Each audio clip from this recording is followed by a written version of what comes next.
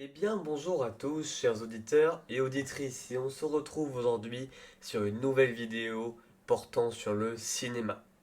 Et non, aujourd'hui, nous ne traiterons pas de théorie, et nous ne traiterons pas non plus d'Harry Potter. Ouais, ça me fait mal au cœur un peu. Je suis en manque d'Harry Potter, mais ça reviendra très bientôt. En fait, ça revient demain, parce que demain, il y a l'épisode de Hogwarts Legacy qui sort, donc ça revient très très bientôt. Mais bref, aujourd'hui nous allons traiter d'un review sur un film très récent qui s'appelle Le Chapeauté 2, la dernière quête. Et oui, pour cette vidéo, nous allons retourner en enfance pour parler de ce conte qui est adapté en film, bien évidemment. Alors pour ceux qui ne sauraient pas, qu'est-ce qu'un review? Dans les reviews sur cette chaîne, vous trouverez tout ce qu'il faut savoir sur le film. Histoire, résumé court ou long, ça dépend du film, ainsi que l'analyse de scènes marquantes de films et de personnages marquants. Bon, bien sûr, vous pouvez deviner que j'analyse pas tout le film, que sinon la vidéo durerait 3 heures, là, autant aller voir le film vous-même, parce que ça n'aurait aucun sens. Et pour finir la vidéo, j'enchaînerai avec l'avis de rédaction et de sites internet et de professionnels sur le film, et je terminerai avec mon avis personnel. Toutes ces étapes permettront de répondre à une problématique posée. Bon, on dirait qu'on est en cours de français dit comme ça, mais ça l'est pas exactement, mais un peu quand même, hein. C'est un peu une analyse linéaire, un commentaire composé qu'on fait. Mais voilà, c'est vous n'êtes pas en cours, c'est quand même plus cool, ne vous inquiétez pas. Et donc cette problématique pour cette vidéo, c'est normalement peut-être le même titre que la vidéo, c'est pourquoi le chapeauté 2 est-il une véritable masterclass? Voilà donc comment se dérouleront mes reviews de films. Bien évidemment, comme vous pouvez vous en douter, cette vidéo présente de nombreux spoilers, et des très gros spoilers. Alors si vous prenez le risque de le regarder, et bah vous connaîtrez tout le film même avant d'avoir vu le film. Alors ça peut être une solution économique, mais ça peut être un peu embêtant aussi parfois. Cette vidéo prend énormément de temps, et j'exagère pas, de temps à être écrite et à être montée. Alors, n'hésitez pas à liker la vidéo, à vous abonner et même à partager à vos proches. N'hésitez pas également à me dire en commentaire votre avis sur le film, des conseils si quelque chose dans mes vidéos pourrait être amélioré ou supprimé. J'espère pas qu'on ira à ce point, mais c'est possible. Et également des reviews ou des théories sur des films que vous aimeriez voir dans mes vidéos. Alors, on a déjà perdu assez de temps, c'est parti.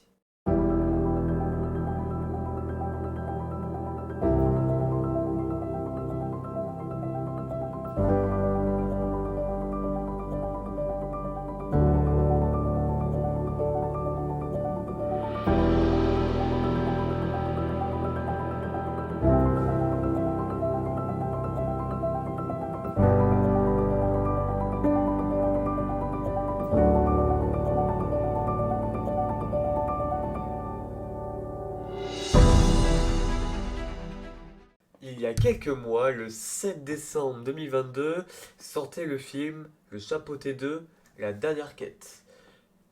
Ouais, pourquoi j'ai un sabre? Parce que j'essaie d'imiter le chapeauté, donc j'avais que ça sous la main.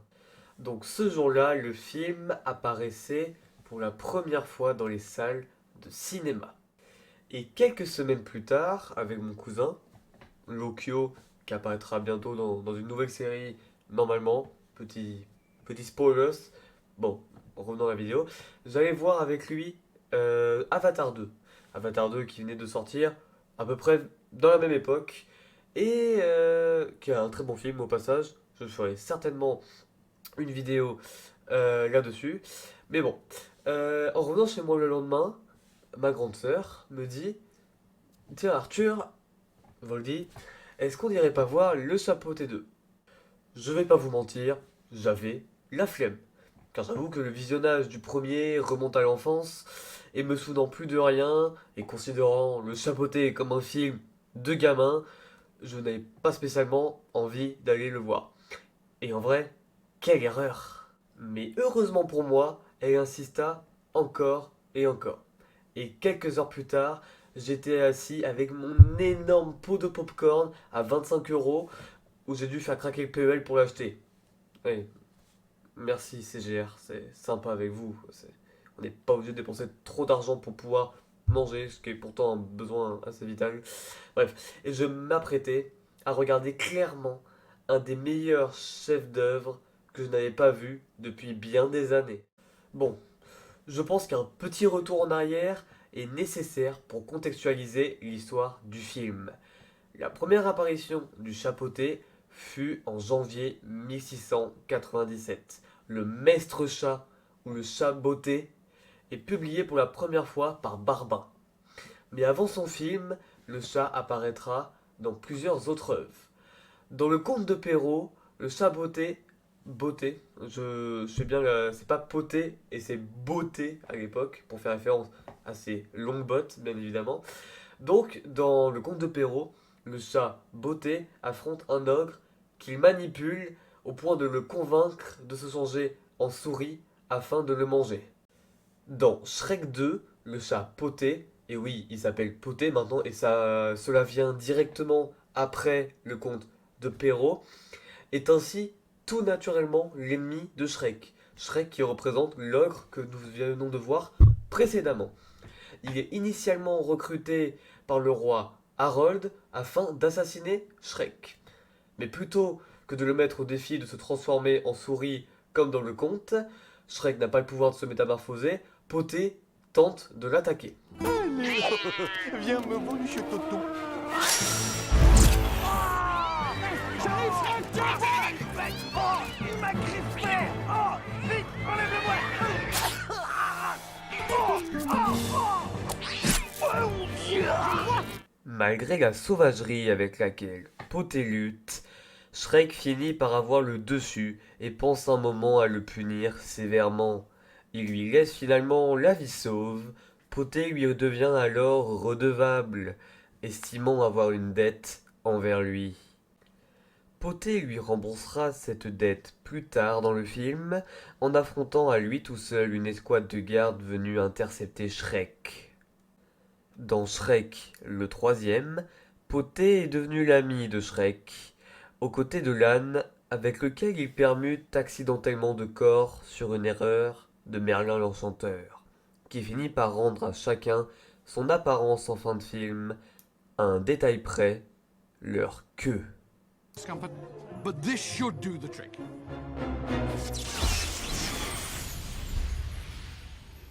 Are you, I'm me again. But I am not you! All right. Oops. Never mind. Dans Shrek 4, Poté a retrouvé sa queue. Il reste l'ami de Shrek, jusqu'à ce que ce dernier décide de signer un contrat avec le nain Tracassin pour vivre une journée en ogre craint de la population, lassé par la monotonie de sa vie de famille. L'histoire bascule alors dans un monde parallèle où personne ne reconnaît Shrek, même pas l'âne, Fiona ou Poté.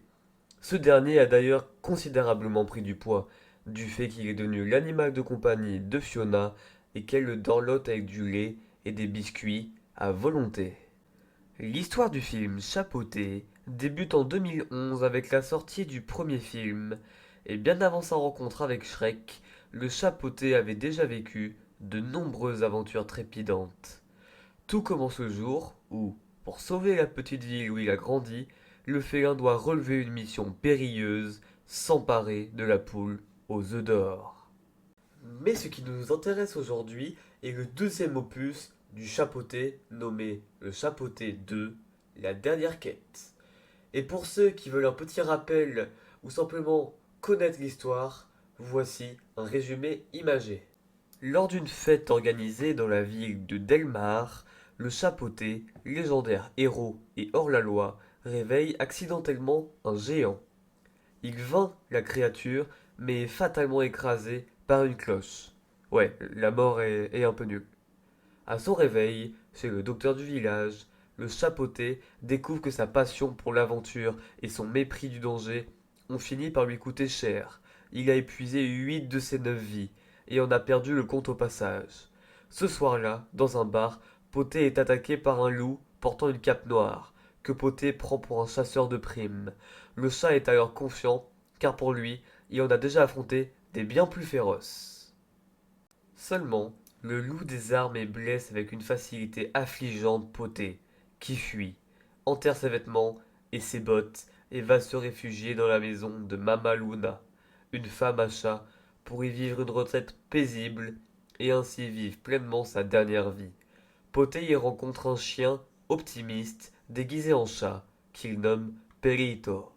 Boucle d'Or et les trois ours, une famille de criminels, arrivent chez Mama Luna à la recherche du chat Poté, souhaitant l'engager pour voler à Jack Horner une carte montrant la localisation de l'étoile à vœux. Seulement, ils ne le reconnaissent pas vu les changements physiques qu'il a subis et partent après avoir trouvé sa tombe. Seulement, Poté est un chat d'aventure et décide de se remettre en activité. Il décide alors de voler et d'utiliser cette fameuse étoile qui a apporté tant à Boucle d'Or pour retrouver ses 9 vies. Accompagné de Perito, Poté va chez Jack Horner pour voler la carte, mais est interrompu par une vieille collègue de travail, Kitty, patte de velours, son ex-fiancée. Le chat Poté est cramé, Jack Horner est en alerte et Boucle d'Or arrive également. Poté parvient à s'échapper avec Kitty et Perito, mais aperçoit le loup encapuchonné dans sa fuite. Il est alors confronté à une peur qu'il n'a jamais eue auparavant, la peur d'être suivi et surveillé par quelque chose qui ne peut être vaincu et qui peut surgir à tout moment. Notre héros Vélu se lance littéralement dans la quête de sa vie. La carte guide le trio vers la forêt sombre, une dimension parallèle dont le terrain change selon le propriétaire de la carte. Pendant une autre attaque de Jack Horner et de la famille Ours, Poté et Kitty parviennent à voler la carte une nouvelle fois, tandis que la famille Ours est distraite par une apparition de leur maison. Poté se retrouve enfermé dans une grotte cristalline où il est confronté et moqué par ses vies antérieures. Le loup apparaît et se révèle être la mort. Se sentant bafoué par le manque de valeur que Poté a apporté à ses vies, il souhaite lui prendre sa dernière vie prématurément. Poté s'enfuit de la grotte en panique, ignorant Kitty et Perito et fuyant seul vers l'étoile. Quand Perito calme la crise de panique de Poté, ce dernier révèle qu'il a abandonné Kitty le jour de leur mariage. Kitty les entend et avoue qu'elle n'est pas allée au mariage non plus, pensant que Poté ne peut aimer personne plus que lui-même. Pendant ce temps, Boucle d'Or révèle aux ours que son souhait est de retrouver sa famille biologique, et bien que dévastés, les ours acceptent de l'aider. Poté continue alors son aventure épique aux confins de la forêt sombre afin de dénicher la mythique étoile à vœux, seule susceptible de lui rendre ses vies perdues. Mais quand il ne vous en reste qu'une, il faut savoir faire profil bas, se montrer prudent et demander de l'aide. C'est ainsi qu'il se tourne vers son ancienne partenaire et meilleure amie de toujours, l'ensorcelante Kitty Patte de Velours et de Perito. Ensemble, ils tenteront de garder une longueur d'avance sur la redoutable Boucle d'Or et son gang des trois ours, véritable famille de mafieux, mais aussi sur Little Jack Horner, devenu bien grand, ou encore sur le chasseur de primes le plus féroce du coin, le loup. Poté arrive à l'étoile et commence à faire son vœu, mais est confronté par Kitty, qui le réprimande pour son égoïsme en lui avouant que son vœu est de trouver quelqu'un en qui elle peut avoir confiance. Leurs ennemis arrivent et une bataille se lance pour obtenir la carte. Boucle d'Or l'attrape, mais l'abandonne pour sauver bébé ours, tandis que Kitty enferme Horner dans son sac sans fond. La mort arrive sur l'étoile et défie Poté. Ayant appris la valeur de la vie grâce à ses compagnons, Poté abandonne son vœu et accepte le duel du loup, parvenant à le désarmer. Poté dit à la mort que bien qu'il sait ne pas pouvoir le vaincre, il ne cessera jamais de se battre pour sa vie. Voyant que Poté a perdu son arrogance, la mort l'épargne en lui rappelant qu'ils se reverront un jour. Poté renouvelle sa romance avec Kitty. Ils volent un bateau avec Perito et partent vers le royaume de fort lointain. Voilà donc pour ce résumé. Parlons donc de ce qui rend ce film si extraordinaire. Eh bien, nous sommes forcés de constater que DreamWorks maîtrise toujours aussi bien son monde de contes de fées aux airs parfois un peu dystopiques. La dystopie consiste à représenter une société fictive, sombre et dangereuse. Tout ce qu'il y a de pire chez l'humain est retrouvé infusé dans cet univers fantastique qui se transforme en une agréable satire de notre société. De plus, la séquence d'ouverture exagère ainsi sa popularité auprès des villageois, son charisme, son arrogance et son habileté au combat pour mieux le fissurer et ainsi mettre en lumière ses faiblesses et son insécurité qui l'entravent, dans une démarche plus introspective. Poté perd alors tout ce qui faisait sa spécificité, jusqu'à devenir un matou quelconque en retraite anticipée. De façon audacieuse, le récit lui retire donc ses bottes et son épée pour mieux le déconstruire et l'obliger à retomber sur ses pattes pour prendre un nouveau départ. Le Chapeauté 2, la dernière quête, reprend évidemment la recette qui a déjà fait ses preuves dans les précédents opus. Une généreuse dose d'acide fluoridique versée sur les contes de Charles Perrault et des frères Grimm, car oui, on a vraiment l'impression que les antagonistes dans ce film ont tous consommé de la drogue. Mais vraiment. Et en plus, il y a un jeu de couleurs très intéressant qui permet de rappeler au spectateur cet aspect de conte enfantin. On retrouve également des références cinématographiques complètement folles, des décors fantaisisme ainsi qu'un humour décalé qui frôle l'absurde en transposant des situations du quotidien dans un cadre féerique. La licence s'attaque cette fois à Boucle d'Or, relookée pour l'occasion en adolescente bohème en crise qui veut revoir absolument sa famille biologique et laisse de côté ceux qui l'ont élevé et toujours aimé. Mais la licence s'attaque aussi à Little, parce qu'il est vraiment grand et gros, Jack Horner, devenu un psychopathe et mania de la magie, ayant pour seul objectif la richesse et le pouvoir.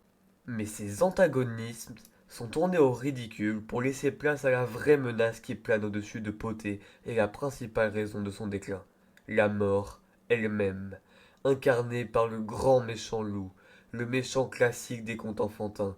Mais cette fois-ci, c'est plus la personnification de la mort qui est incarnée. Le vrai méchant n'est pas le loup en lui-même, mais c'est la mort en esprit, incarnée par le loup, ce qui la rend si puissant et même invincible. Celui-ci se montre terrifiant à la moindre apparition, et d'autant plus impressionnant qu'il est doublé par un excellent Wagner Moura. Le matou est donc autant en proie aux crises existentielles qu'aux crises d'angoisse. Parlons maintenant de certains personnages de l'histoire. Perito est un chien qui peut sembler un peu sot à première vue, disant par exemple que ses maîtres jouaient avec lui, alors qu'en fait, ils essayaient de s'en débarrasser du jeune cabot. Dans ses premières apparitions, Perito nous est présenté comme un enquiquineur sans amis. Poté lui-même tente par tous les moyens de se débarrasser de lui, mais sans succès. Mais avec le temps, Perito se transforme en personnage à grand cœur et surtout très optimiste dans tout ce qu'il entreprend. Il devient alors sans aucun doute le cœur émotionnel du film qui donne une raison au chapeauté de reprendre sa carrière en sa compagnie afin de former une véritable équipe. Pour ce qui est de Kitty, l'ancienne collègue et compagne de notre félin, on nous la présente comme la victime dans l'histoire, que Poté aurait lâchement abandonnée à leur mariage. Mais elle est en fait une bandit maligne et très intelligente qui sait comment obtenir ce qu'elle veut par les émotions, car on apprend qu'elle avait également abandonné Poté à leur cérémonie. Elle est tout de même dotée d'un grand cœur qui lui permet de savoir ce qui est juste ou pas et vient aider la reconstruction de Poté quand il est au plus mal. C'est également elle qui fait comprendre à Poté l'importance d'une vie. De plus, elle se trouve être également dans une détresse mentale. Effectivement, elle est particulièrement touchée de ne pas trouver quelqu'un de confiance qui pourrait l'accompagner au quotidien, mais c'est dans ses faiblesses qu'elle renforce les autres, et elle y arrivera très bien. Mention spéciale, bien évidemment, à Jack Horner et Boucle d'Or que nous avons déjà parlé précédemment. Jack se trouve être le parfait antagonisme de film, ni trop dangereux pour Poté et ses amis, mais qu'il est quand même tout de même assez pour mettre des bâtons dans les roues à l'équipe.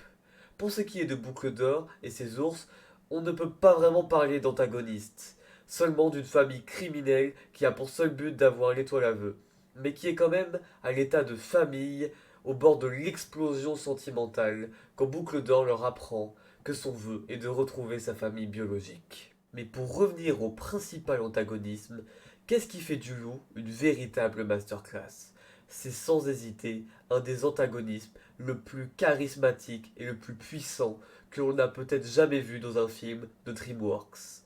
Mais qu'est-ce qui fait de lui un aussi bon méchant? Tout d'abord, ses apparitions. Ce sifflement glauque, mais d'un air enfantin, qui crée un mélange entre la mort et le monde féerique dans lequel nous nous trouvons. Ce sifflement entrera complètement dans la tête de Poté, lui provoquant donc ces malheureuses crises de panique. De plus, la voix du loup, rauque et viril, nous donne cette impression qu'il est plus que calme et sait pertinemment que personne ne pourra le vaincre. Pour finir, ses aptitudes sont complètement exceptionnelles. Il connaît à l'avance tous les déplacements de Poté, et en combat, il ne se laisse avoir par aucun de ses coups. Mais comment est-il aussi fort, vous allez me demander? Eh bien, il faut bien que vous ayez en tête que ce n'est pas un loup qui combat Poté, mais c'est la mort, l'antagonisme ultime. Personne ne peut vaincre la mort. Et même si, à la fin du film, le loup s'en va, il faut savoir qu'il n'est pas vaincu. Il part seulement car Poté a eu conscience de l'importance d'une vie.